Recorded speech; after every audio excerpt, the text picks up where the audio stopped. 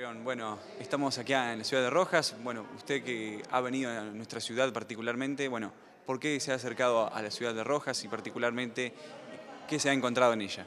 On veut s'intéresser au système agricole argentin, où on utilise un certain nombre de produits et certains de ces produits font controverse en Europe.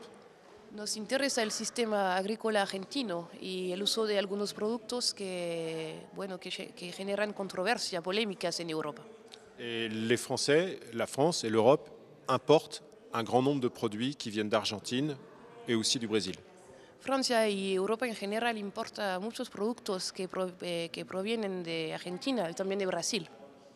Bueno, en esto de lo que es la agricultura, se está trabajando en Europa, si bien las empresas importantes que hacen esta manera convencional de siembra siguen estando, ¿se está trabajando en una manera alternativa? D'abord, l'agriculture en France est assez diversifiée et tous ne sont pas sur un modèle intensif. La agricultura en Francia está muy diversificada, por así decir. Entonces no es convencional en todos lados, ¿eh? Es muy distinto según la región. Des évolutions régulières sur le fait d'utiliser plus ou moins de pesticides, que les vaches laitières utilisent plutôt moins de maïs qu'autrefois et qu'elles utilisent plus de prairies naturelles. Por ejemplo, las vacas lecheras ahora usan menos maíz que antes y más pasto natural. Et de plus, il y a des projets en France de développement d'une filière soja. Y también tenemos un proyecto de desarrollar nuestro mercado de soja en Francia. Mais un soja non OGM. Pero un soja que no esté transgénico, sino EGM. Bueno, particularmente, ¿qué te encontraste acá en nuestra región? C'est frappant de voir le caractère extrêmement développé de la filière soja qui ne semble pas laisser beaucoup de place à autre chose. Dice que lo que le choqueó más es que hay mucha soja por todos lados y que parece que no hay mucho lugar para otros tipos de cultivos. Bueno, hay un eslogan que usan mucho las empresas importantes que producen alimentos, de que hablan sobre todo del desafío de que darle de comer al mundo, de toda la gente, y que el único sistema hoy es el que tenemos, y implementar un sistema orgánico no sería viable, o por lo menos eso es la explicación que dan. ¿Se puede generar un sistema que sea orgánico pero que a la vez alcance para todos? ¿Es viable esto hoy en día teniendo en cuenta la creciente cantidad y la proyección mundial del crecimiento? Alors ça c'est une question d'expert. Moi je suis journaliste, donc je ne suis pas là pour avoir un avis personnel. On essaye d'examiner les choses, mais je peux vous dire qu'en France, il y a quelques années, personne ne croyait au développement du bio tel qu'il s'est produit. Et aujourd'hui, la croissance de la consommation de produits bio en France, c'est plus 20% par an. Dice que él, como periodista, no te puede responder a una pregunta de experto, pero sí que te puede decir que el modelo orgánico en Francia nadie lo creía bien hace unos años atrás y ahora está creciendo de 20% anual el modelo orgánico. Et l'autre fait important à dire à propos du soja, c'est que en Europe, il est essentiellement utilisé comme complément de protéines pour les productions animales, la volaille, le porc et les bovins.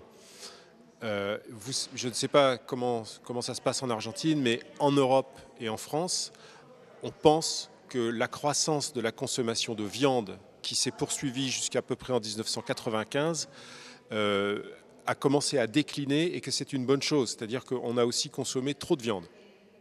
Dice también que, bueno, lo voy a hacer más sintético, perdón.